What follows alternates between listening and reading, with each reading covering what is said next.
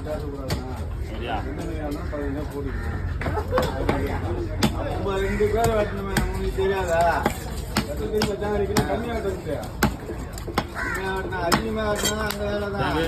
தலையை காய்ச்சி போடுறேன் காட்டுந்தான். கம்மியா வெட்டினா அந்த காசு, எப்படி காசு? அதிகமா வெட்டினா அந்த காசு தான். நீ அதுக்கே 450 கிலோவுக்கு 520 கிலோவுக்கு 1 மணிக்கெல்லாம் போய் ஸ்டார்ட் பண்ணுவோம். 10, 9 மணி வரை வெட்டிட்டு இருப்பாங்க.